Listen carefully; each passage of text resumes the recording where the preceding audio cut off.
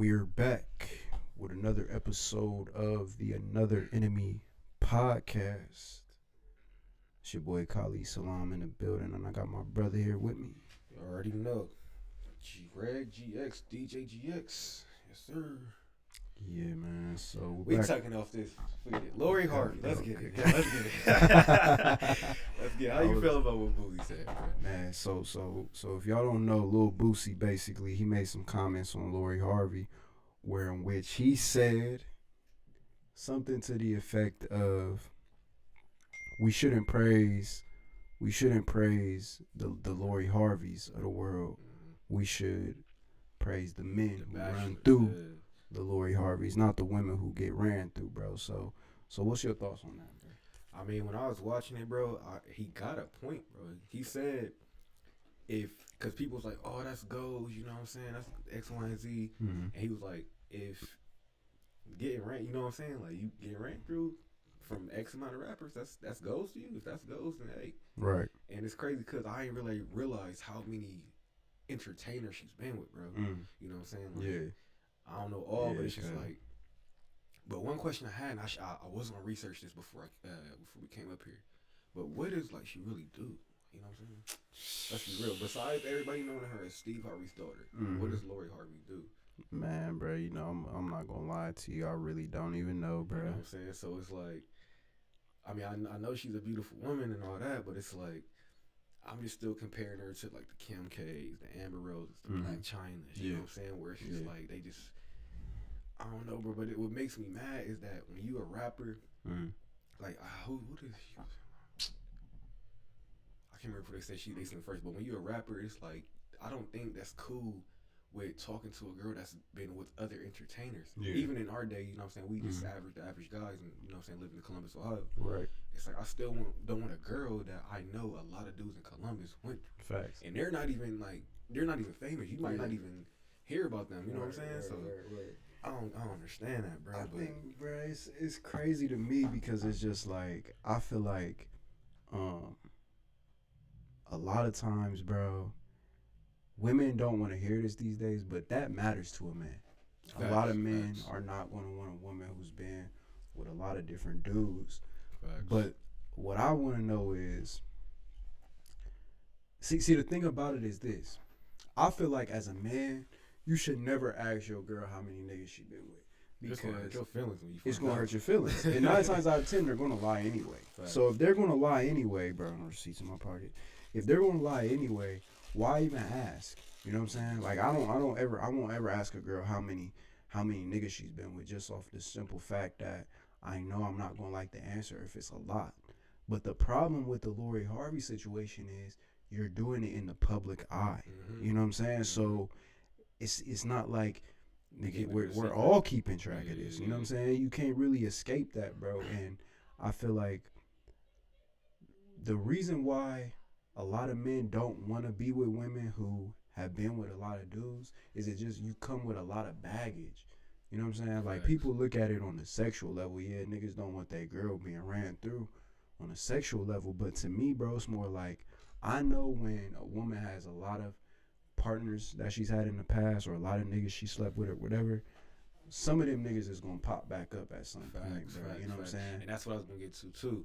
Another reason why I wouldn't even ask that question is because I would automatically have a follow-up question. You know what I'm saying? Yeah. I would have a follow-up question with it, and that question would be, all right, who was it? And don't let it be somebody I know, man. You feel it's me? Like, you know what I'm saying? Like I ain't gonna be able to do it for real. So and then you gotta think in the industry. I mean, all these niggas know each other. They all know each other. They all gonna run into each other at some point in time, whether it's some event. Exactly. They might even have a song. I would. Do Meek and Future got a song together? Even though I know Meek wasn't with her. I'm sure they on a song. But he said, you know what I'm saying? So it's like it's just that, you know what I mean? But that's my thing is, bro. My thing with that even is, see, people don't. This is what I've come across, bro. In my time dealing with women, when you as a woman, a lot of women these days, people these days in general, I won't even just label it to the women. People these days have a issue with dealing with things they've been through in relationships in the past and really deaden that. So a lot of women carry that baggage. Like, it might not even be the dude popping up. It might just be the simple fact that you was with 6 other niggas in the past before me, and they all did you wrong, and now you're bringing that energy into our relationship, and I'm supposed to just have to deal with that because I'm the man. I think that's messed up, bro. I got so many examples I can name, bro. So you want to name one? I'll name one for sure. Catch this nigga up real quick. For example, you know what I'm saying? You got like girls who got baby dads, you know what I'm saying? They might have 1 or 2 baby dads, and they baby dads happen to be some deadbeat, not shit ass niggas, you know what I'm saying? But and it's like, oh, now you got trust issues because, you know what I'm saying, your baby dad was messing you up. Yeah. That ain't got nothing to do with me. I'm not your baby dad. I'm not nothing like your baby dad. I don't even got a baby. So therefore, you know what I'm saying? So how you feel about the people that's like kind of giving Boosie some backlash? How you feel about those people? A lot of them are women. Most of them are females. So I seen some niggas though too. Some niggas trying to take women's side, like, oh, it doesn't matter. You know what I'm saying? But for the most part it's women. But how you feel about it, bro? I mean, I think everybody's giving backlash is. I mean, maybe they might be. I feel like she's like probably fans a little harder, for real. You know what I'm saying? They're not really looking at it as Boosie's perspective. When you go back and watch what he said, and I should pull it up for real. Yeah, we might be able to insert it in post. Okay, yeah, when you go back and see what he said, he was making perfect sense. Like, you know what I'm saying? He was saying, like, if your daughter told you, you know what I'm saying, all it goes for her to sleep with 6 different men, you know what I'm saying, all in the industry, you know what I'm saying? This is my thing. Y'all don't, and I'm looking at the camera on this one, y'all don't think it's crazy how she dated her dad, her Diddy and his son? You know what I'm saying? And it's like, you're not about to get no backlash from that? But that's cool. But I think we just live in a day and age where, and I was just having a conversation about this the other day. We live in a day and age in which sex is something that has been so trivialized. Like, it's been made into something so small, something that's so meaningless. So much so to the point where you really think about it, bro. How many, you know, a lot of women with babies? Would I be correct in saying that? I wouldn't say a lot, but I mean, personally, you know, personally, or like you know, that I talk to. Yeah, that you've talked to. That I wouldn't say a lot, no. You know a few of them. I know a couple. How many women do you know? A lot of women with babies, period, though, across the board. Even if you haven't dealt with them in a relationship. Probably a good 70%. How many of them are married? Maybe 20. Out of how many? I say if it's 70% of females that have babies, out of that 70, it's 20% that's probably married. So therefore, it's 50% that's single mothers at this point. That's how I look at it. So you the other 30. So out of 100% of women that you know who have kids, what percentage of that are married? That I know? Yeah. None. So you don't know any women with kids that's married. Oh, no. Are we talking about just like our generation? Overall. Oh, I mean, you want to go to like my aunt and like, you know what I'm saying? Like, you want to go with like family members or? But what percentage though? Like overall, I give it a good 5, maybe, for real. 5%? Yeah. Out of 100? Out of 100. So 95% of the women who have kids that you know that I know are not married. And that's my point. My point in saying that is that think about the morals and principles of our generations, bro. People will have kids before they get married. Mm-hmm. Some of them you probably know got multiple kids by multiple different people. You feel what I'm saying? Thanks. So think about that, bro. If they got, let's just say a woman has 2 kids by 2 different dudes, how many niggas you think she really had sex with realistically leading up to that? At least 10. You know what I'm saying? but then think about it like this, bro. That girl, she done had, let's just say she's had just 2 dudes in her whole entire life. She got pregnant both times. Mm-hmm. Let's say she was in a relationship with one dude for 5 years and another dude for 5 years. How much baggage do you think is going to come along with that, bro? That you're going to have to deal with. 5, 2 different dudes. It's going to be a lot because I can't really say how much, but you got to think for the first 5 years, she thought everything was smooth. Boom. Mm-hmm. Obviously, whether it was her or it was him, 9 times 10, they're going to blame it on him. Mm-hmm. Next, boom, I'm jumping another 5 years. All was him. Now, you come in the picture, and now you just ain't shit. You feel what I'm saying? So, you feel me? Then you gotta deal with the kids, bro, and it's just like, man, you gotta deal with the kids. They might call you daddy or some shit. Like, man, and that's why I say, like, at the end of the day, a woman could do whatever she wants to do with her body. We all know that it's a free world. You know what I'm saying? Free country. You could make the decisions that you want to make. I just want people to know, men and women both, there are consequences to your actions, and a lot of times, a man being with multiple different women within his lifetime, oftentimes, I don't see the same amount of damage done to men as it is done to women, because a lot of times a man, it might damage like his trust if the woman messes up and things of that nature, but for the most part within the relationships, the man is going to be calling the shots, bro. Facts. You know what I'm saying? The woman is going to be kind of following, and you know what I mean, in most cases. So I just feel like, bro, it's a slippery slope with that, bro. I just think at the end of the day, bro, let's just call it what it is, though. This might be a hot take. Some people gonna disagree with me. They gonna hate me for saying this, but men are built to be with multiple women. Women are not built to be with multiple men. Period. You know what I'm saying? Period. And I think I feel like we live in a time, and this will kind of tie into another topic that I want to talk about anyway. Take these fucking Timbs off, bro. Jeez. Men are meant to be with multiple women, bro. Let's just call it what it is. Do you think? No, keep going. And we live in a world where we try to make men into what we want them to be, and women into what we want them to be. And the reality of it is just science, bro. Mm-hmm. Think about it. If a woman gets pregnant today, you get a woman pregnant today, that's 9 months. She ain't gonna be able to have kids with another person. That's fact. How many kids could you have in 9 months, realistically? None. You know what I'm saying? You feel me? Maybe more than that, bro. I mean, think about it. Like, I can have multiple. I can have a whole if we lined up 10 women, like, okay, you got you over here, and you got a woman over here. This woman's pregnant, and there's 10 niggas in this line, and there's 10 women in this line. You could realistically get all of those women pregnant, and she would only be able to stay pregnant by whoever she was pregnant by. Facts. The rest of these dudes, they could do whatever, and it's not gonna happen. It's a reason why you look at in the Bible, these people have hundreds of wives.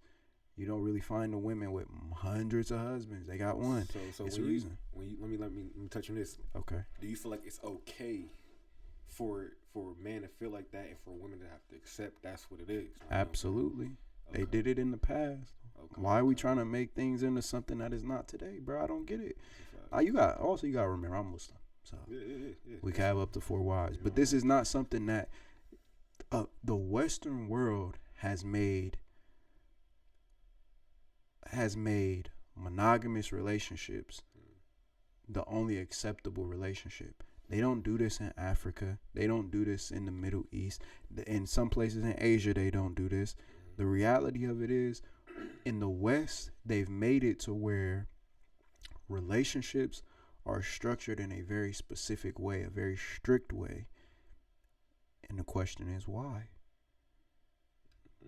Gotta get that money, bro.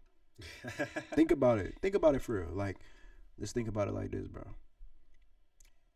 If a man can only be married to one woman, right? Let's say they get married. You know that the nature of men is not to be with only one woman. Right. How do you think most relationships are going to end up? Niggas going to end up cheating. They going to end up cheating. Then what's going to end up happening? Divorce. All right. You got divorce. Now we got court fees. You got a whole bunch of people in court. Right. Not only that, but you can. It's easy to destroy the family system. And once you destroy the family system, it's easy to capitalize off of everything else that comes after that. Right. You know what I'm saying? It's just like how we were talking about the other day, bro. Like, in the black community, how we have like this idea. I mean, we can even tie it into the boozy situation, bro. At the end of the day, women want to be men these days. You know what I'm saying? They want to be able to do everything a man can do with none of the consequences. And the reality of it is, it's never going to happen. Ever. that's just not how it's. You know what I'm saying? That's not how it works. Bro. You feel what I'm saying?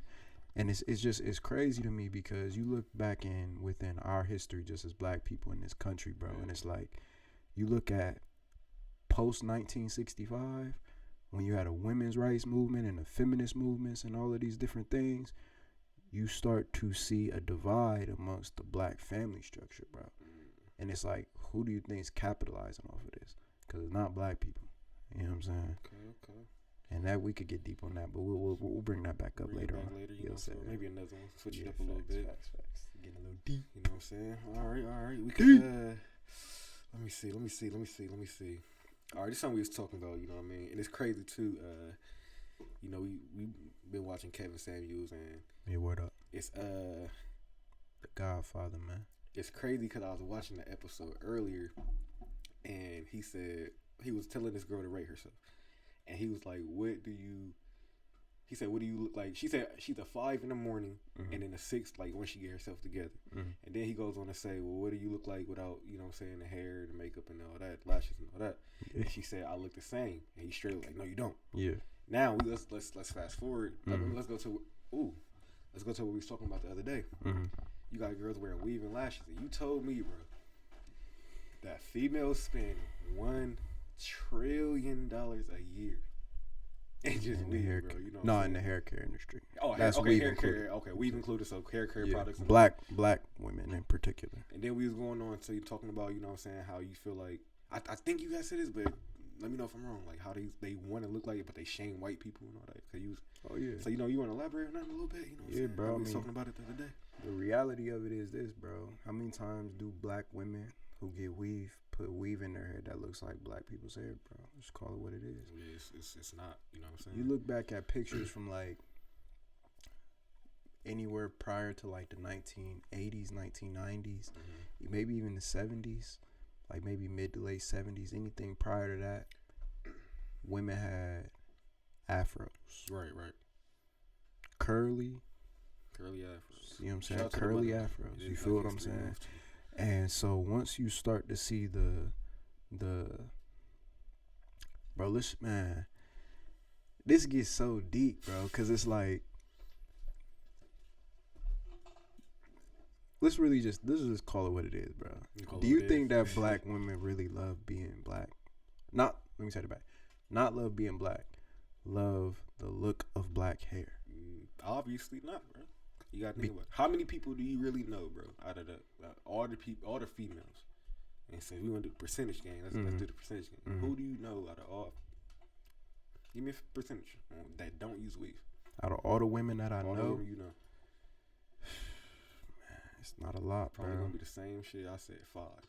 Yeah, maybe a little more. You might know a little more. You know what I'm saying? But it's so crazy though to me because it's like all the women who are like in my family for the most part don't wear weave. Right. But like all the women that I went to school with and stuff like that wear weave. So it's like I don't know if like my family kind of grew up a little bit different than everybody else's family or what it is, bro. I really don't know, but I do know a lot of women who wear weave. You know what I'm saying? Right. But in my family, it's not. It doesn't happen. It's seldom that somebody's really wearing weave, bro. But I think we live in a time where black people hate being black, bro. And let's just call it what it is. If you're spending $1 trillion a year, 9 times more than white people in the hair care industry for some hair, we know for a fact, if we're going off of numbers just in our own experience, a lot of women wear weave. So it's not like they're spending those trillions just to keep their hair moisturized, bro. And me personally, you know me, I'm my girl is a hairstylist, so I know how black women really treat their real natural hair. A lot of them come and get that weave slapped on top of their head, and their hair be dirty. Their real hair be dirty. It be nappy. You know what I'm saying? So it's like I have a lot of insight now being with someone who's a hairstylist because, you know, it's a lot of stuff that I just didn't realize because a lot of black women will tell you that they got this hairstyle as a protective hairstyle. But then you don't even take care of your hair to protect it. So how's it a protective hairstyle? Do you think wearing weave and makeup is a sense of insecurity, bro? is a sense of insecurities. Yeah. You know, maybe they, oh, I don't look good, like, especially makeup. Weave, I'll give weave a little pass, you know what I'm saying? Yeah. Because people, like I said, I wear weave so my hair can grow. Or I give makeup a pass before I give weave a pass. How? Because you're changing your image, like your face, like, you know what I'm saying? That's like me, bro, having, like, a whole bunch of acne, you know what I'm saying? Mm-hmm. And it's either embrace your acne or try to do something to get rid of it. But I'm covering up with makeup, you know what I'm saying? So it's like, damn, I don't feel like I look good because I got a whole bunch of pimples on my face. You know what I'm saying? So I give weave. I give makeup a pass before I give weave a pass because I'll give makeup a pass before I give weave a pass because sometimes girls wear weave and girls wear makeup and it's not like OD. You know what I'm saying? I mean, yeah, but how much?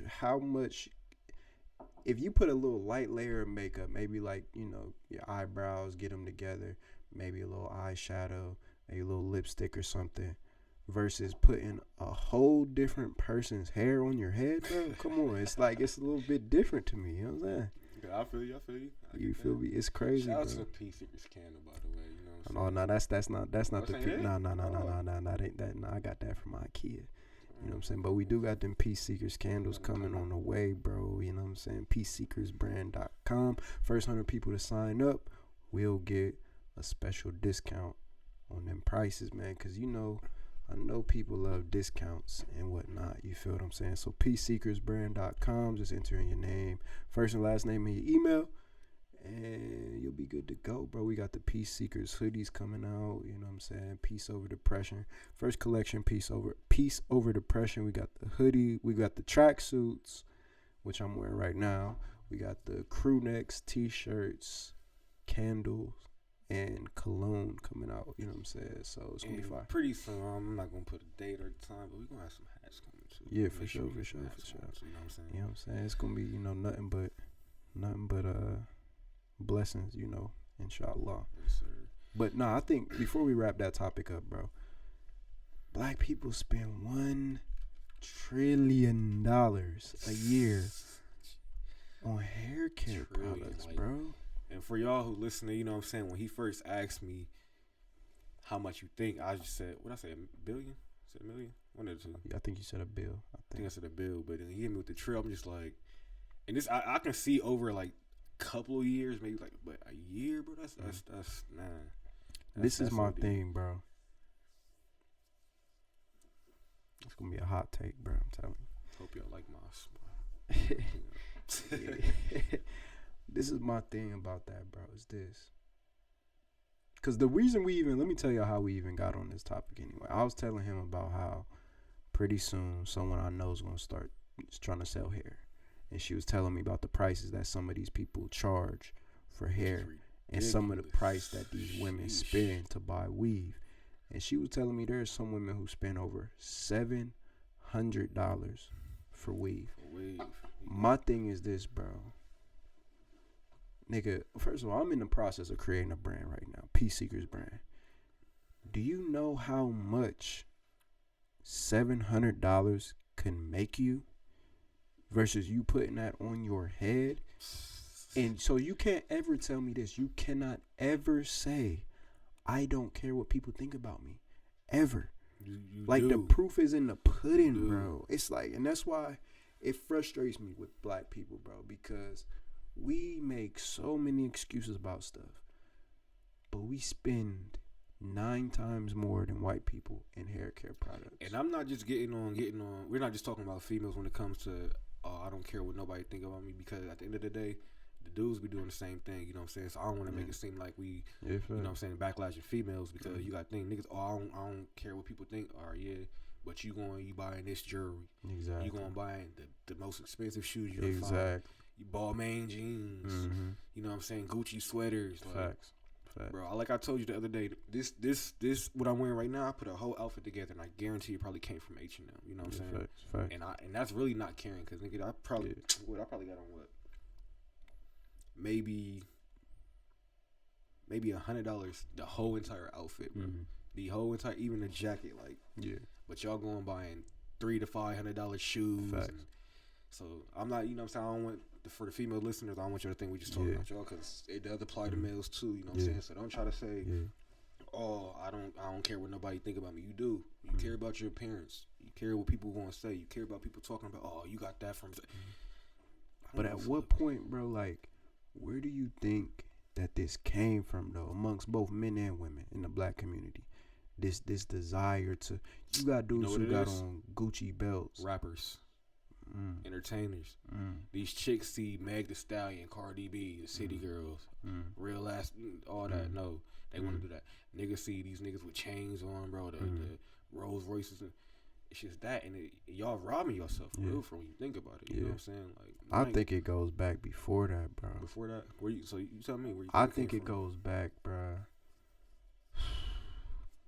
And it goes way back, bro. Like way back, like. Way back, bro. You gonna have to, because you gotta think. Let's think about like Malcolm X, for example, for a second. In Malcolm X's book and in the movie, you notice, if you watch the movie, you see the part of the movie where Malcolm X is getting his hair conked. If you don't know what conked is, basically their way of saying relaxed in a nutshell. He was getting the relaxer put in his hair, and they left the relaxer in too long. It started to burn. The sink, he went to turn the water on to rinse it out, and the water wasn't running in the sink. He had to put his head in the toilet, bro.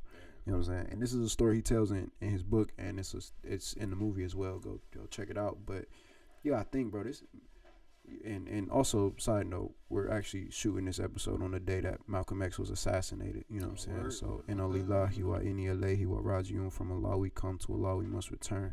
Shout out to the late great Malcolm X. But nonetheless, that was in the 60s, bro. 50s, actually. 50s going into the 60s, because this was before he was even referred to as Malcolm X. So, Malcolm Little. So, at that point, niggas was trying to get their hair to look like the white folks, bro. Let's call it what it is. You know what I'm saying? So you saying the reason why he put the relaxer on so he can get it? Okay. Exactly. Got you. So then you fast forward to the point we are now. I do agree that rappers do play a part in it.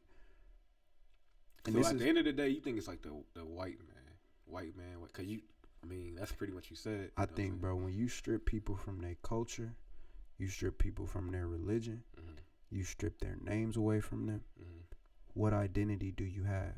Who are you? You're Greg. You got your name. You got your name from your parents, right? Right. You got your culture from your parents and society, your family. Right. You got your religion from your family, your culture, your society, right? Facts. So you were raised pretty much to be what? Christian. Greg Strong, right? Name me an African whose last name is Strong. Can't name you one. They say that 30 to 70% of the Africans who were brought over here were Muslim on the slave ships, and a lot of them who weren't Muslim weren't. If they were Christian, they weren't practicing Christianity the way we do in this country. And if they weren't Christian or Muslim, they practiced their own religions that were from their areas in Africa, right? So now let's think about it for a quick second, bro. Your last name probably wouldn't have been your last name. Your culture would have probably been completely different. The foods that you eat, the way you treat your body, the remedies to when you get sick, what do you do? All of that probably would have been different. Your religion, which comes into your morals, principles, and guidance, and your belief about God would have been different. So if I strip all of that away from you right now, you're no longer Greg Strong, no longer from a Christian family. All the cultural aspects that you have, whether that's rap, whatever, hip hop, whatever, the way you dress, all of that, strip all of that away, what do you have?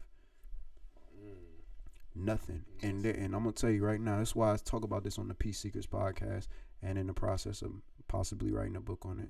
3-question theory. How was the world created? What's your purpose within that? Third question. What is your identity? Who are you? Everybody wants to fit into a group some way, shape, or form. That's what we are as human beings. That's how we thrive. Before we lived in these major metropolitan cities, we were in small little groups. We came from tribes all over the world. We thrive in groups, bro. You have to have some semblance to the group. You have to have something that associates you with the group. So if I strip that away from you, Now, I take it away from you and you have nothing. Your language. Think about language. Everything we do is within language. The way we're communicating right now, the way people are going to hear us is in a language. Think about it like this. When we put this podcast out, there are going to be people in different countries who have no idea what we're talking about because they don't know how to speak English. Right.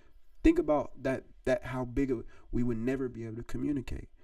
They stripped our language away from us and forced their language on us. Yeah. So now we have to live in a world through the way that they label stuff. Yep. People don't understand how deep language is, bro. Like this right here is a light. What would we have called that before? We don't know. You know what I'm saying? Now think about this though. If you speak in your language that you speak in when I bring you over here, and I'll beat your ass for it with the whips and the chains and all that, you're going to be fearful of speaking that language. Now I'm going to teach you the language. Right? Now think about it, bro. If I'm going to teach you the language, I have to just think about this. This is for a quick second, bro. I don't want to get too long-winded on this answer, bro. You know what I'm saying? But think about this for a second. You can't speak English anymore. You can only speak what I tell you to speak, whatever language that is. Now, it's up to me to teach you this world. Yeah. Not just how to speak the language. You can't call this a light. You're gonna call it what I tell you to call it. And that's with every single thing. You're no longer Greg Strong. I'm going to call you Bo Jenkins. You know what I'm saying? Bojangles out there. You know what I'm saying? This ain't even a microphone. You feel me? You know what I'm saying? You know what I'm saying? So think about that, bro. When you strip that identity away from people, now let's tie it into the rappers and everything.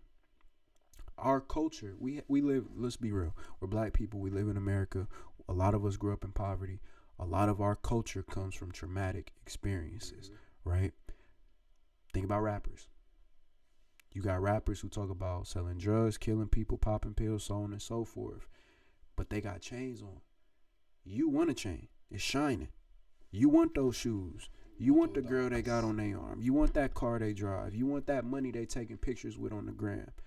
So what are you going to do? You're going to try to emulate what you see on the TV. Robbing, you know what I'm saying? Yeah. Because they're talking about your circumstances, but they got the jewelry, and they're acting like they're doing it with the jewelry on. So now I'm thinking I could rob, kill, steal, drug deal, and all of these extracurricular activities, and I could get the chain. Exactly. I can get that chick. I can get that Ferrari. I can get that, you know what You I'm feel saying? what I'm saying? Man. And then don't even get me started on how social media plays a part in all of this as well. You know what I'm saying? But that's just the reality of it, bro. People don't realize how deep all of this stuff gets, bro. You strip the identity away from an individual, bro. I mean, we could tie that into the Boosie and Lori Harvey situation, bro. You strip the identity away from the people. Now you can make a commodity out of selling hope and selling trauma to individuals, bro. And the reality of it is that's exactly what they did with the women's rights movement after 1965, after the civil rights movement. Then they take the men out of the homes. They demonize the men. They make black men seem like we're nothing. We don't have anything, so on and so forth. And then what do you do after that? You got the minimum mandatory sentences or mandatory sentences. You got the crack laws, right? So on and so forth. 3-strike policy. You basically take black men out of the homes of black people. Then you put the black women on welfare and give them these scholarships and so on and so forth, to the point where now you make them feel as though they are better than their own men. So now you have the woman that's like, I don't need a man for nothing. Exactly. And you have a black man who, and I don't agree with everything Boosie says. Most of it I don't agree with.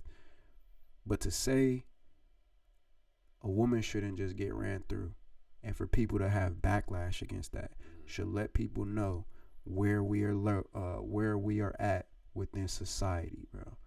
And I mean, if y'all don't understand that, then you will. I don't know what to tell you, bro. We get on to something different, you know what I'm saying? I know I had to hit you with 2 tops, so what's something you got for me? I know you got some stuff for me right now. Yeah, I'm gonna tie it into that real quick though, bro, because I did see something on Twitter I wanted to talk about, bro. You know what I'm saying? Which was this post right here, bro. It says that this kind of ties into the Lori Harvey thing as well, bro. The post basically says, let me get my settings together, man.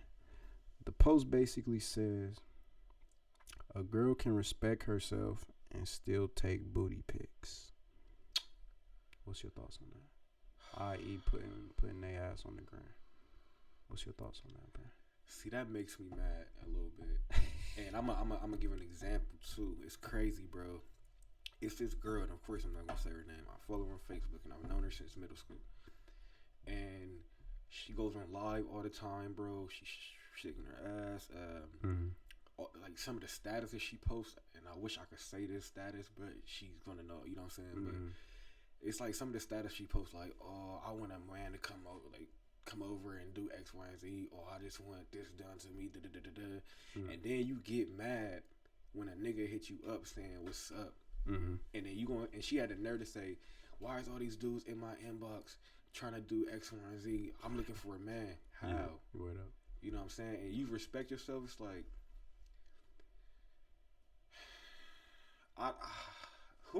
boy, I just don't. I just don't see how you can. You know what I'm saying? Like, I don't see how you can. Like, that's like me going on Instagram, or, you know what I'm saying? I'm taking my shirt off. I'm making like doing little weird shit, like grinding videos and all that, and expecting people to respect me. No, you're making yourself look bad. Right. You know what I'm saying? You're making yourself look less as a woman. Don't know, man, when no part girl that's been on Instagram, Facebook, Twitter, whatever the case. Facts. You know what I'm saying? Facts. But facts. You can respect yourself and still take booty pics. What's your take on that? That's kind of OD right there. I think you could respect yourself for doing a lot of things. The world just won't respect you. Ooh, that's you know what I'm saying? Yeah, okay. Don't expect for the world to Don't expect respect you. Oh my God, why are you trying to talk to me? Why are you in my inbox? Because you're doing this. You feel what I'm saying? You're drawing attention to yourself. Say that one more time, bro. You're drawing attention to yourself. Say that one more time, bro. Because I think, and I'm gonna say it louder for the niggas in the back. Yeah. You're drawing attention to yourself. Hey, man. You know what I'm saying? I feel like, bro. Say it one more time. Just hold on. Let me get the camera on you because quick, you know what I'm saying? I got the camera on you. Go ahead, bro. Like he just said, you can respect yourself, but the world's not gonna respect you. You're doing all this and you're getting mad because dudes, whoever is commenting on your pictures, liking it, all in your DMs, what's your number? I'm trying to do this. I'm trying to do that. The reason why you're doing that because you're drawing. The reason why they're doing that is you're drawing attention to yourself. Facts. If you would have never did none of that, you know what I'm saying? You ain't on there the ground and doing X, Y, and Z. You ain't got to worry about niggas coming trying to fuck straight up. You know what I'm saying? And I don't like to cuss too much on the podcast, but but you're drawing attention to yourself. Let me ask y'all a quick question, real quick, man. If you're driving on the freeway and it's a car accident, I just feel happens, like I thought you were about to say something else. But go ahead. What does everybody do? Look right at the car accident. You know what I'm saying? Let's just call it what it is, bro. When you post pictures on the gram and you're half naked or naked, what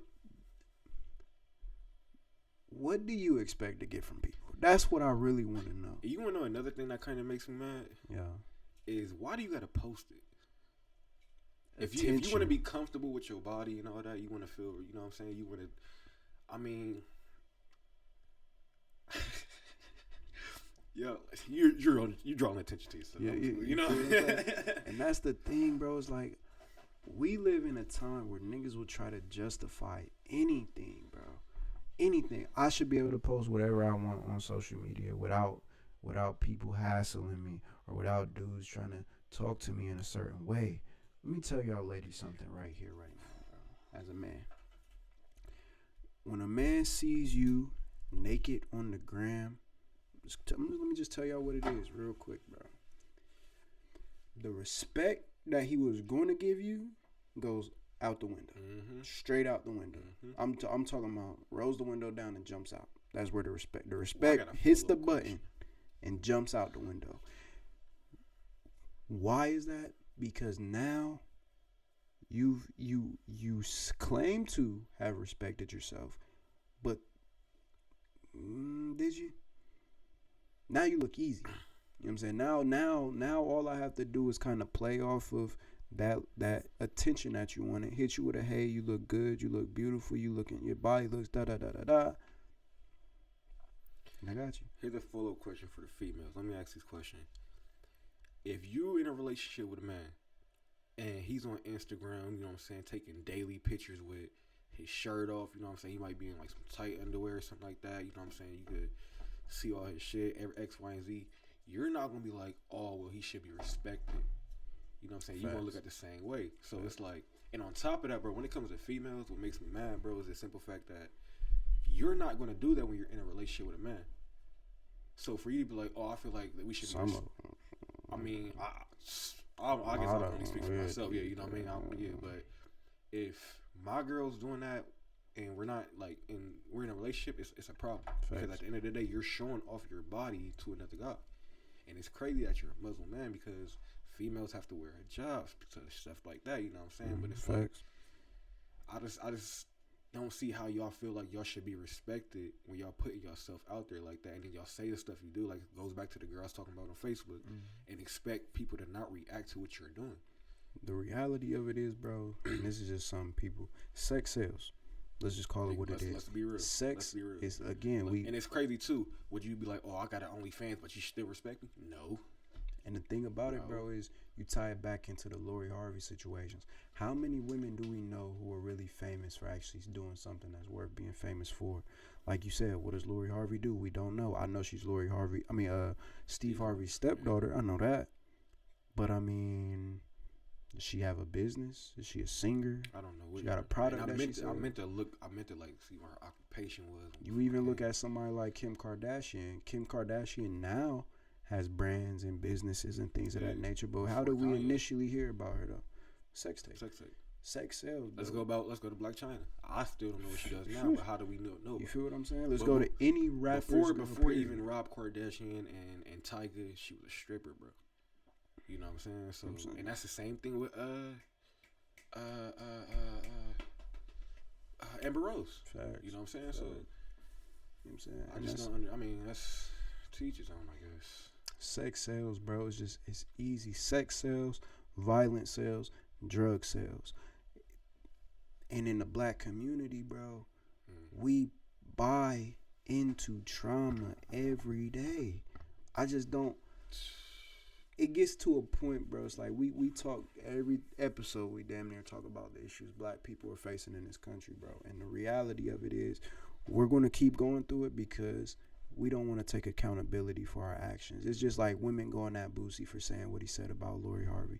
You don't want to take accountability for your actions because you know damn well if you were to have a daughter right now, you would never give your daughter that advice. And that's it's okay to be with multiple niggas. You telling me it's okay for your daughter to go through 6 different people? You know exactly. Like, you're not gonna be like okay with that. So why? You know what I mean? Like, and that's why I'm like, it makes sense what he was saying. Like, and you really notice because go to any podcast that's dropped in the last few weeks. And when they talk about issues like this, when a man asks a woman, would you be okay with your daughter or your nieces or your family doing that? It's always, it's never a no. It's never a flat out no, I wouldn't, because they know that would be contradictory. Mm-hmm. It's always some kind of beat around the bush answer. No. Well, as long as she protects herself, then I wouldn't give that advice. If that's what she wants to do, it's always something along those lines, bro. And the reality of it is, when do we as people, especially people who have platforms, just really take accountability for what's going on, bro? And I'm gonna tell you right now, black people, if you sell sex, if you sell some kind of trauma, you sell some kind of violent acts, you know what I'm saying? Killing people, catching a body, beat a body, shank it again. You know what I'm saying? Or drugs, it's bread. You know what I'm saying? It's bread every single time, bro. And that's just the reality of it. So at the end of the day, it's kind of like when people say money's the root of all evil, bro. A lot of people want that bread so much that they ain't going to be honest with themselves or with the people. You know what I'm saying? That's a fact. Unfortunately. That's a fact. We're getting a little deep though, and I like it. But it's all good, bro. Want to switch it up a little bit, or yeah, you want to get into this? How Kanye West is the GOAT convo, or real quick? You ain't got the time, effort, and energy. Huh? Or you ain't got the time, effort, and energy. I got a time for that. Okay, what's up? I don't know. You got Kanye West is the greatest. First off, okay, artist of all time. Let's get it. Okay, yeah, Kanye is one of the dope. I give it to. He's the GOAT. I wouldn't. Nah. He's more like a sheep. But I will say that Kanye is the best producer. You know what I'm saying overall. But I just can't agree that. All right, let me ask you this question, bro. Mm-hmm. If Kanye, would you still label Kanye? Let's think of all the producers. You know what I'm saying? Let's think of Cudi. Mm-hmm. And I'm just thinking more like the modern, like not like actual hip hop rap, because we can go drama. Mm-hmm. You know what I'm saying? We can go Khaled. We can go all that. Mm-hmm. But if Kanye West didn't use samples in his beats, bro, let's be real. He's not over J. Cole. He's not over Hove. He's not over Cudi. You know what I'm saying? He's not. So are we taking samples out? Yeah, we can take samples out. If we're taking samples out, you don't have anybody you just named. Period.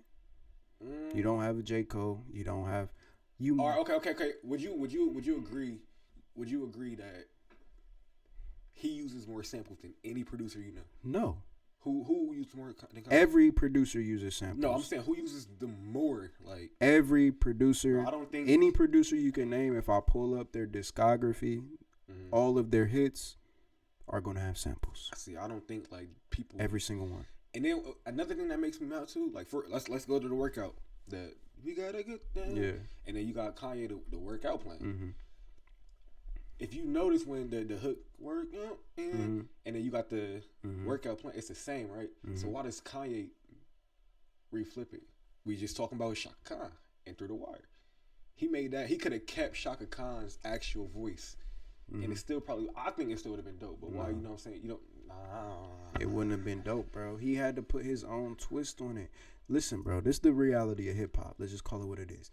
From the beginning of hip hop existence, you started off with what? DJing. Am I right? DJing, MCing, breakdancing, graffiti. It was like, those are the four essential elements. Yeah, it wasn't even thing. Now, they was more like hype man, if you ask me. Now, were those DJs, the MCs who were rapping with the DJs, over the DJs' beats that they were making? Were those DJs making the beats right there on the spot? No. They were scratching and sampling and doing X, Y, and Z. That is the foundation of hip hop. So why is it that when we get to a Kanye, we want to move the goalpost so far and say, well, Kanye uses all of these samples, but every artist in hip hop from the beginning of hip hop's existence used samples? I agree with that. I agree with that 100%. Even your favorite rapper. I mean, I get who sampled the GOAT. I wish I should have, because I forgot I even wrote that down until we got here. But I just believe that he uses them more than anyone that uses samples. Name me anybody else who's a producer, bro.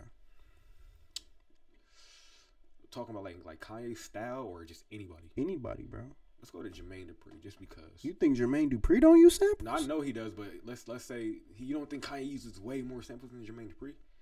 We can go to Jermaine Dupri. Let's go DJ Drama. Let's go DJ Khaled. Let's go DJ Mustard. And I was just watching an interview with him. That's why I brought him up. Swiss Beats.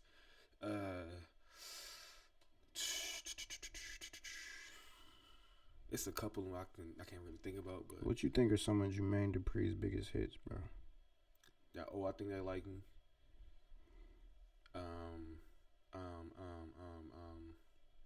Anything pretty much like that was popping with Bow Wow. I'm trying to think. Anything that I'm just gonna say I really don't listen to Jermaine Dupri like that, but I'm saying they think they like me. You know what I'm saying? Let's see, bro. Let's see if he sampled that. I'm trying to think of one more good hit that he got.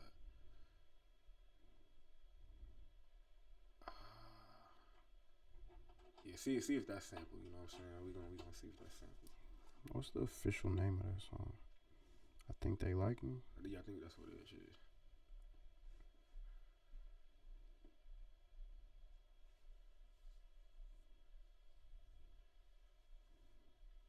Okay, that says it's I Think They Like Me by the Franchise Boys.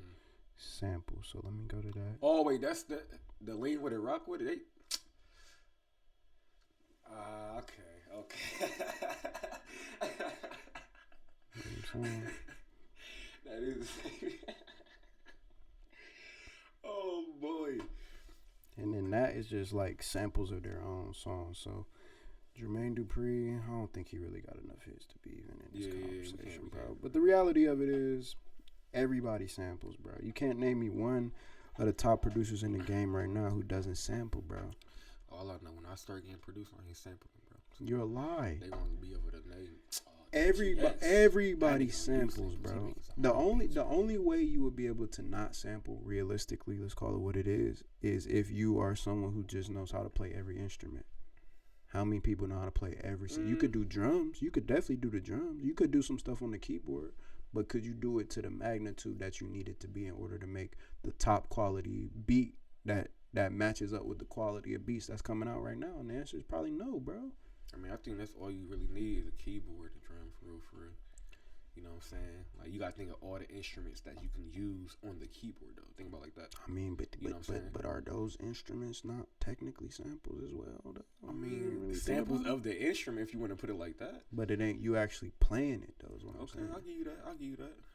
At the end of the day, bro. Now I gotta learn how to play the saxophone. At the end of the day, bro, Kanye West is the greatest artist of all time. Greatest artist of all time? All time, period. Artist of all time? Name me a better artist than he is. Name a better artist than Kanye West. Any genre. The closest you gonna get is Michael Jackson. Can't name one, bro. Let's move on. Not even your favorite rapper. Oh my God. It's better than Kanye. Objectively. Let's move on. I'll tell you for a fact. My favorite artist of all time is Kid Cudi. Everybody knows that.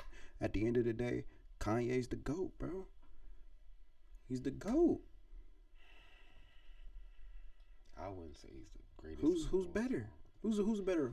Who's a better artist in hip-hop? Now we're just speaking of artists, like just artists. Rapping, period. Writing, you could. Or are we thinking about like the whole? I gave you. Because the artist can be a person that raps, produces, DJs, engineer. Like, give me anybody, any genre. That's why I said any genre. I opened up to any genre because if that's the case, if Hov is a better what?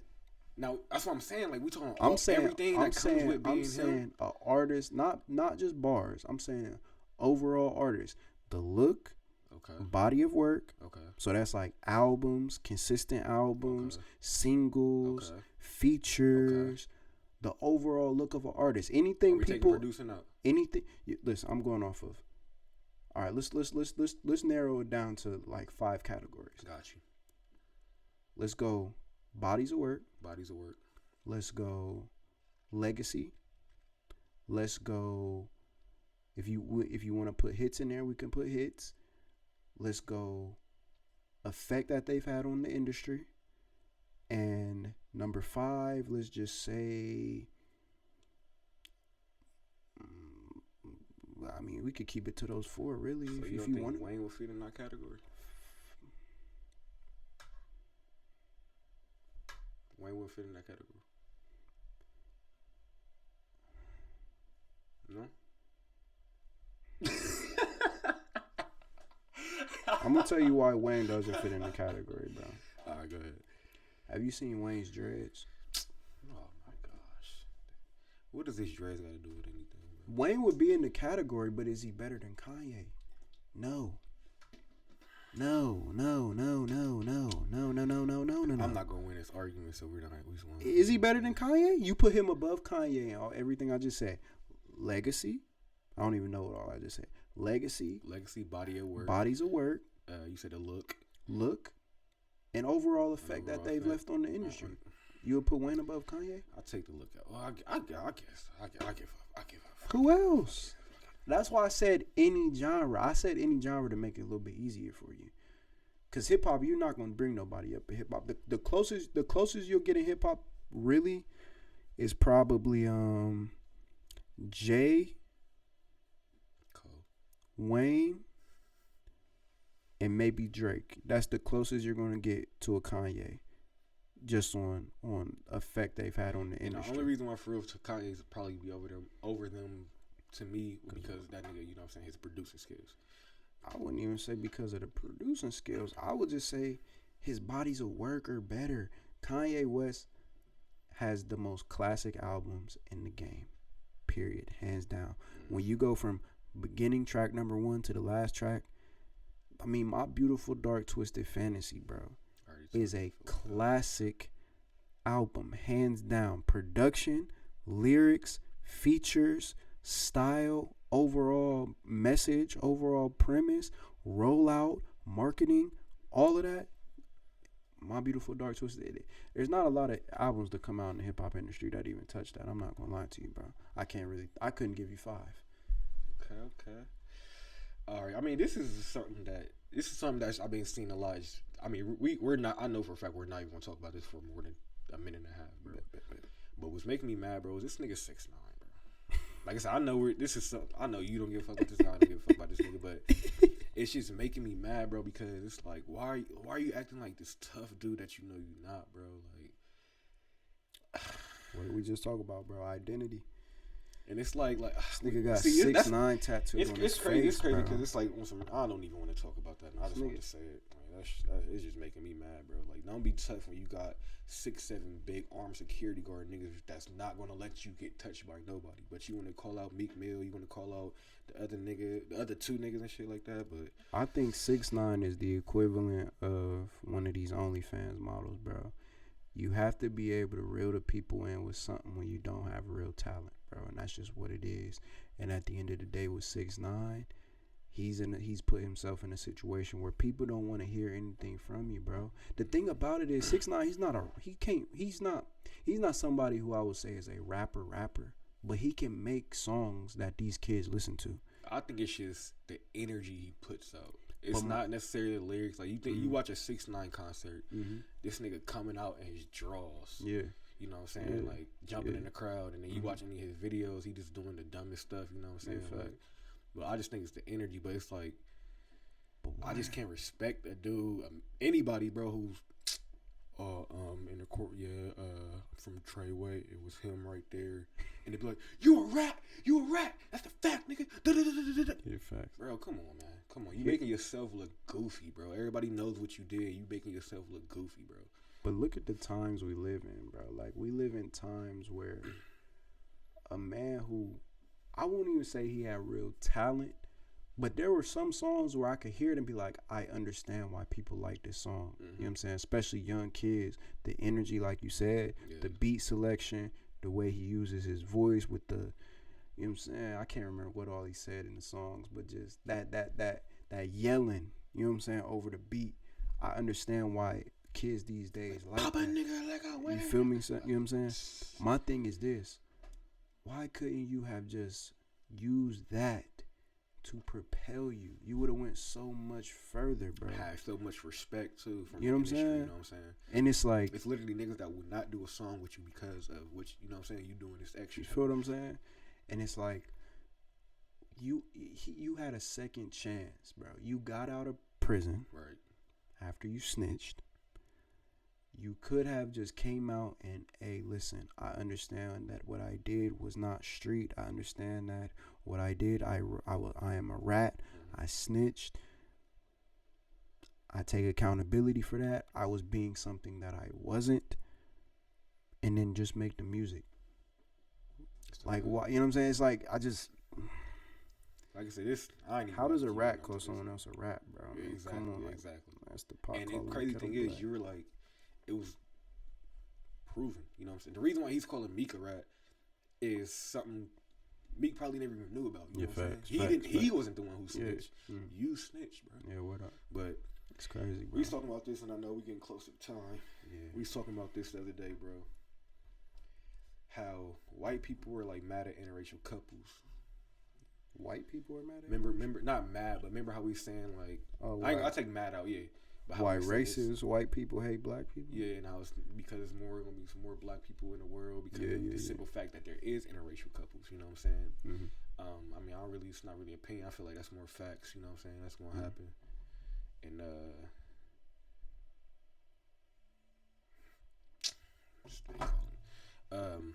but I mean that's not the topic. But it's his card.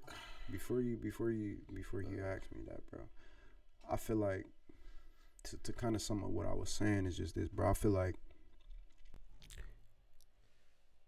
hey, I'm doing a podcast. You want to say what's up to the people? Hello. I'm doing a podcast. You want to say what's up to the people? Hello. Can you hear me? Can you hear me?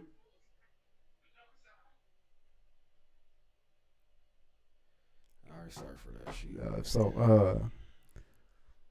The root, people say like the root of money is the root of all evil. I don't feel like money is the root of all evil, because money is something that was man made, bro. You know what I'm saying? Money is something that, there was evil way before there was money. You know what I'm saying? Right. I think that the root of all evil is arrogance. And arrogance in the sense that when you think you are so powerful, or you are so big, or you're above everything, there's a certain that level of arrogance. It comes with a price, bro. And the price is that if I step in front of you right now and I say I'm bigger than you, I'm better than you, I'm stronger than you, I now have to prove that. Facts. You know what I'm saying?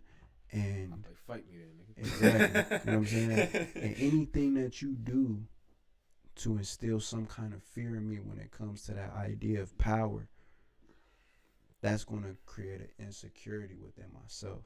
So if I see something in you where if I'm used to being the flyest dude ever, and we go into a room and you're more fly than me, you're getting more attention than me, I'm gonna be in fear of that. You know what I'm saying? I'm gonna be envious of that. That's going to instill a certain level of fear in my heart. And I think I think that when you apply that to today's society, bro, I think there are two groups of people who are hated more than any other group of people in the world. That's black people and that's Muslims. Why is that? Black people can really, if we're being honest, the more and more that black people mix with the so-called white people in this country or in the world period, you have less and less white people. You know, and when it comes to Muslims or Islam, I won't say Muslims, but Islam, it's twofold.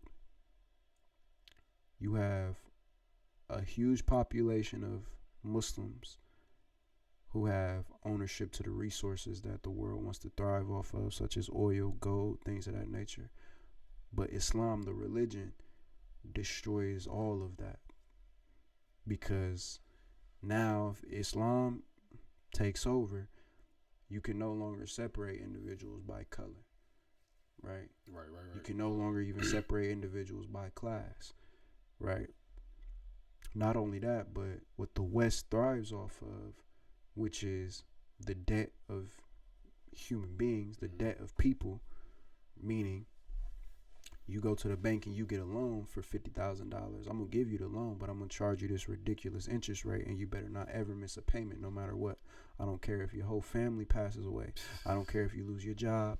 I don't care if you lose your car. You can't get to work to pay your bills. You better pay that bill on time. Otherwise, now I'm going to charge you even more. If you want to go and further your education so you can get a better job to take care of yourself and pay me back for this house, I'm going to give you another loan for that, but I'm still going to charge you more interest. Now you got to pay back the education that I afforded for you. You got to pay back the home that I afforded for you. You probably got to pay back the car so you have a nice, decent car that runs, because you want to get a newer car, a better car. Look at how much debt you're in now. Right. Each one of those loans is going to have, yeah. You can't charge people interest as a Muslim. I remember you come to me, I have a bank. I can't charge you interest. You see what I'm saying? Not only that, but the societies don't thrive off of the poor and disenfranchised. We have to pay zakat as Muslims. Once you make over a certain amount, you have to pay 2.5% of your earnings. Imagine if we all paid just 2.5% of our earnings, how many people there would be that are not homeless. Not in homeless, not in debt, all that. And that's the thing people have to remember. When this country was Everybody's founded, credit would be good. Facts. When this country was founded, it was built on the backs of people who were enslaved. Tell me anything that's going to come that's a benefit of the majority of people after that. It's impossible, bro. The foundation was built upon trauma. Everything else that comes out of this is trauma, bro. It's just the reality of it. It's passed down over and over and over again. So the reality of it is, bro, think about it. Black people, the more and more we mix, the less and less there are of everybody else. Our genes are the dominant genes. Islam is the religion that wipes out all of the so-called oppressors, the so-called slave masters, the control. All of the control goes back to God.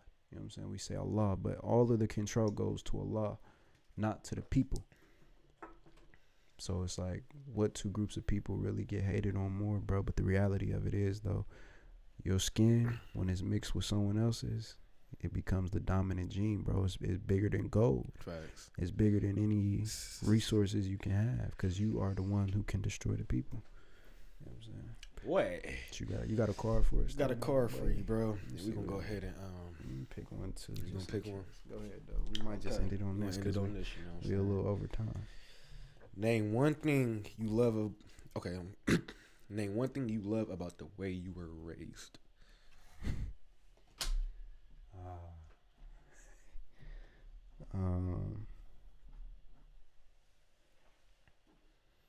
If you want me to, I'll pick another one. Nah, it's all good. I can answer that. One thing I love about the way that I was raised. Initially, I wanted to say nothing, but. I wish I would have asked this one. Pull it up, bro. We still got a couple minutes. You know what I'm saying? One thing that I loved about the way that I was raised. Mm-hmm. I think I was raised to not be fearful of questioning things.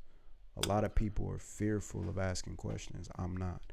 Sometimes people say I ask too many questions. It bothers a lot of people. It makes a lot of people feel a certain type of way, but that's the way that I know how to learn, and that's the way that I learn. I know how to grow. If you don't ask questions, how are you gonna learn? What they tell you when you use in school. Exactly. You know what I'm saying? So.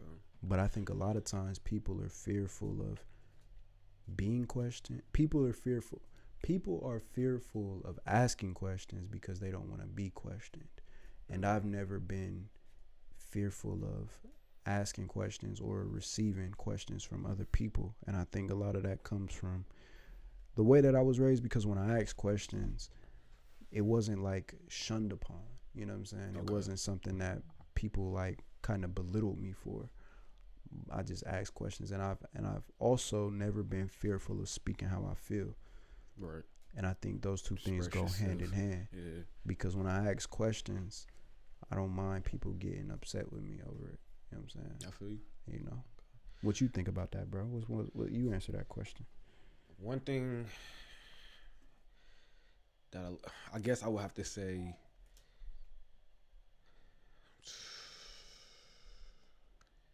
the hustle and ambition that I have, you know what I'm saying? Like basically, what I mean by that is like growing up, you know what I'm saying, and seeing how my dad, you know, like I said, growing up, being raised, you know what I'm saying, I'm raised now, I guess you could say, if that makes sense. But growing up, I always see my dad out there going to get it however he could. My mom, you know what I'm saying, like whether we were struggling, she always made a way for something, bro. Like, you know what I'm saying? And I guess the way, like, it's a better way to put it. Okay. Don't take life for granted. I guess that's, you know what I'm saying, a good thing that you know what I mean? Because you could have one thing one day, it's not there the next day. You could have X amount of money, it's not there. And that's, my mom always raised me to know that. My mom used to always say, bro, like, telling especially she'll say this to my sisters a lot, drug dealing money is not the way to go. You know what I'm saying? And my mom had to deal with that hand in hand. Like, she got, you know what I'm saying? And boom, my dad go to jail. Nigga, we got to move back to Columbus. You know what I'm saying? We got to move from the suburbs back to the hood type shit. You know what I'm saying? So I just never took life for granted, bro. I never said to myself, I would never be in this situation ever. Or if I was in a situation and I got out the situation, I would never say I would never be in that situation again. Yeah. You never know, but you know, it's a story for you, you know what I'm saying? But that's one thing. You got another question, bro? I mean, this is simple. And like I said, we're going to end on this one. What's the most thankful thing? I got a couple things over here, bro. Before we end. All right, I'm gonna save this one. Then you want to save that one because you want to end on that? Because this was a good one to end on. God, these questions, but see, this is why you can't go through this, because you'll probably start wanting to say more. Yeah, because I got like 5 of them over here, bro. Ain't gonna lie. And they're not short. Yeah, give me a short one. Give me a simple. This one's short. These questions, bro. Bro, shout out to the Freshly Grounded gang. These questions, bro, they force. See, this is what I like. They force you to. This talk, is what I you know like, what bro. This is what I like because. Go ahead, my fault. I think that people. See, anybody who knows me knows. When it comes to changing things in your life, I'm not fearful of change, bro. I used to be. I was at one point in time. I was fearful of change. I'm not fearful of change. These questions, they make you really you have to be honest with yourself on these, bro. Right, you know what I'm saying? And see, these are some good ones, bro. I'm telling you. What you think of the best one? That fits me. You know what I'm saying? Let's see. Let me see how much time we got, bro. We probably over an hour. I know we definitely over an hour. Okay. Let's see. We got 1, 2, 3, 4, 5, 6. I'm gonna take one of these out. In my bank account. And then maybe we could just put an extra 5 and make this an hour and 15-minute episode. What do you think of this guy? Do you think I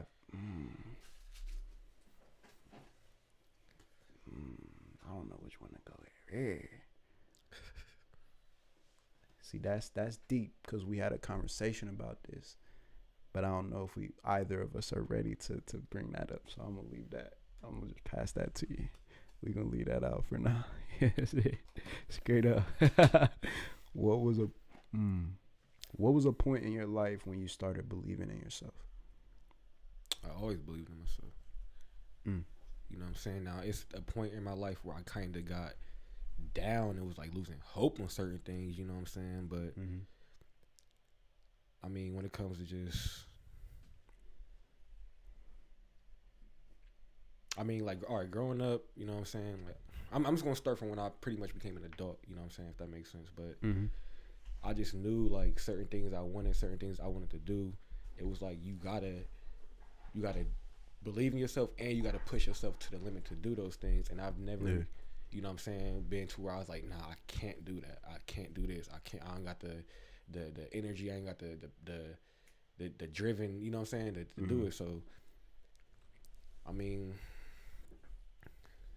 So I feel like I don't think that it's been a situation where I never did not believe myself. You know what I'm saying? So that might not be a deep enough answer. So if you want to throw another one in there, I will, because I know that might have not, you know what I'm saying? We're going to try to run through these quick, but I just started believing in myself, bro.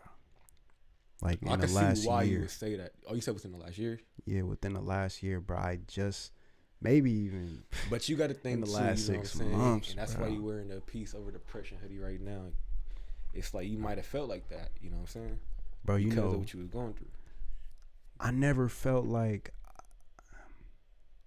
really felt like I had that much to offer until I really started sitting down and coming up with these ideas. And I'm like, man, I do have something that I could offer to the people, bro. You know what I'm saying? So I just, you know what it is, bro? It's like, to kind of sum it up, because I do want to get through all of these. I think the best way to believe in yourself is to produce something. Okay. Make something. Even when we were making music and stuff, bro, it's like I never made something from the ground up. Right. You know what I'm saying? Like even the music we made, we didn't produce the beats. We wrote the lyrics. A lot of times recorded it, mastered it ourselves, but this is the first time in my life that I've made something from my own experiences from the ground up by myself. Right. You know what I'm saying? No help at all. You know what I mean? And I'm starting to see, like, even though I haven't even sold any of these products yet, I can see that there's a market for it and people are interacting with it. Slowly but surely, it's not a lot, but it's still something. So it's like, damn, you know what I'm saying? And that just came from me believing, like, depression comes down to 3 simple keys, bro. And now I'm about to show y'all. You know what I'm saying? I'm going to show y'all what it is. And if you follow it, you do. If you don't, you don't. Yeah. But now I'm going to show y'all. You know what I'm saying? And that takes a certain level of belief in yourself. Tell me one of your anxieties or worries.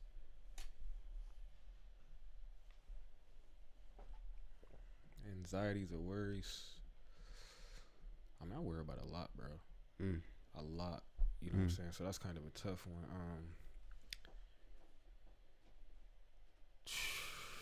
I don't know if I want to answer that one. Don't sugarcoat it, bro. The one I'm thinking of is like, you know what I'm saying, personal. I'll tell you, of course. But Yeah, you gonna have to give me. Yeah, you gonna have to give me. You ain't got none, bro. I do, but like I said, I'm gonna have to really sit here and think. I know I do have some kind of anxieties or worries, but I just don't. I can't pinpoint one, and I don't want to take too long. Same thing. Yeah. If I had to say one though, bro, it would just be, like sometimes I worry that I won't be successful like how I always wanted to be. You know what I'm saying? Like, and I'm not even like, we used to rap and all that, you know what I mean? We make music, got our, you know what I'm saying? But it's like, I feel like with that not working, of course we wasn't doing it to really do it like that. It was just something we like to do, but that, and then like going through the stuff I went through, and it's what is successful like you always wanted to be me? Especially being at this age, you know what I'm saying? I didn't want to be where I'm staying at, you know what I'm saying? I wanted to have way more money than I have now, you know what I'm saying? So it's like, I feel like at this age, you know what I'm saying, you should be able to do what the average 24, 25-year-old should do, and I feel like I'm not doing that. So it's like, and I'm not. But what is that though? It's a lot, really. Like, what is that? That's why I say it goes into me saying some other stuff that, you know what I mean, I'll tell you, but I don't even know what the average 24-year-old does. I mean, the average 24-year-old is probably like not doing that much, bro. If we really being real, the average, the average, the average black, I was looking this up the other day. The average black household combined household income is less than $50,000. I knew that. Yeah. Less than $50,000. $50,000 a year. There are people who as an individual make more than $50,000 by themselves. 100,000, yeah. So that's like 25. You know what I'm saying? So think about that, bro. If that's the average household, what's the average 24-year-old really doing, bro? Really? Probably not that much. Not that much. You know what I'm saying? Do I seem like more of a doer or a thinker? Don't they go hand in hand? I don't think so. You gotta think about something before you do it. I think I just became a doer, bro. I was a okay. thinker for a long time. I see what you're saying. I mean, for as long as I know you, you've been a doer to me.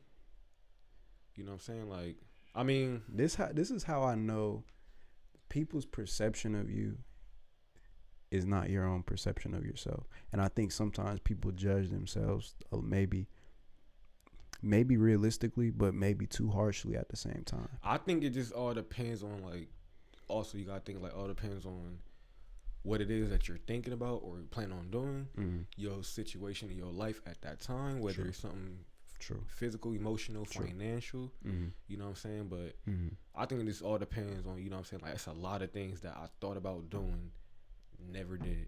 It's a lot of things I thought about doing and I did. For example, it could be something small, like DJ. Now, I remember when you went to the Guitar Center, you had walked away, you went to go look at something. I'm over at probably a month later, but I bought them. Yeah, fact.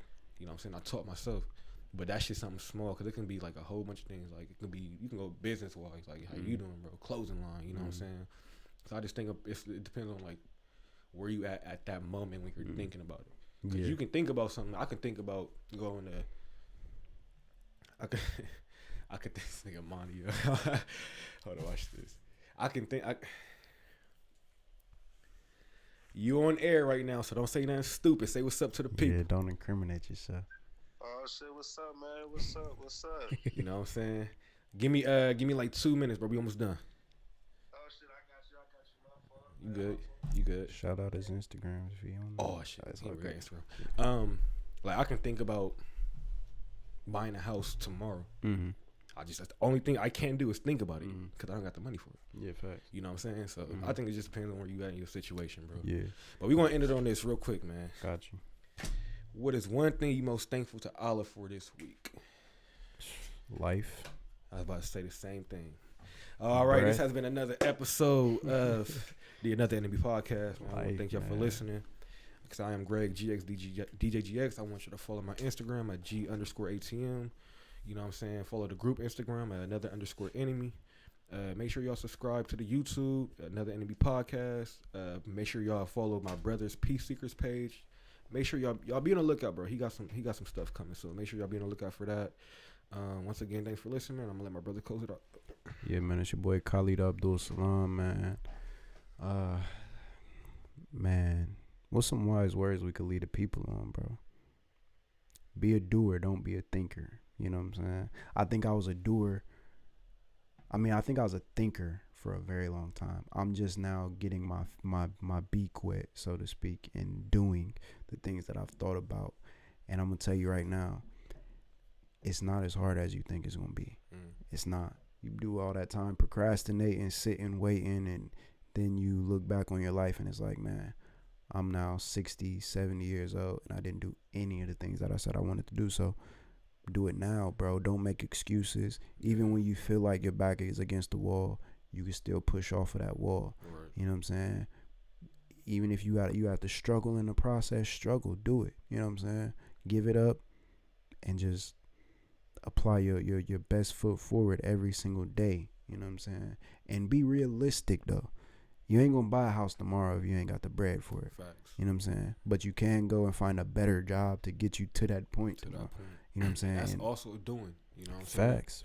You know what I'm saying? So just be realistic with yourself, man. But as always, it's Another Enemy Podcast. Khalid Abdul Salam. Follow me at Honorable Khalid. Follow my brand at Peace Seekers Brand on Instagram and all social media. Just go to peaceseekersbrand.com and you can find all the social medias on there. Anyone who signs up right now, we got about 50 people, close to 50 people signed up right now. The first 100 people will get discounts on these hoodies. Peace Seekers, Peace Over Depression on the back, you know what I'm saying, and so on and so forth. Y'all get the whole ordeal. Y'all see the pictures of all the stuff on social media. That being said, man, let me just leave y'all with this, bro. Every single day that you wake up, if you want a more peaceful life, you have to go out and seek it. That's why I called the brand Peace Seekers. You can't sit around thinking peace is going to come to you. Sometimes peace has to come by meditation. Sometimes peace has to come by, therapy. Sometimes peace has to come by force. Sometimes you have to force the situation to be peaceful. If a man comes up to you with a gun and you want peace, you better figure it out and force that man to put that gun down some way, somehow. You know what I'm saying?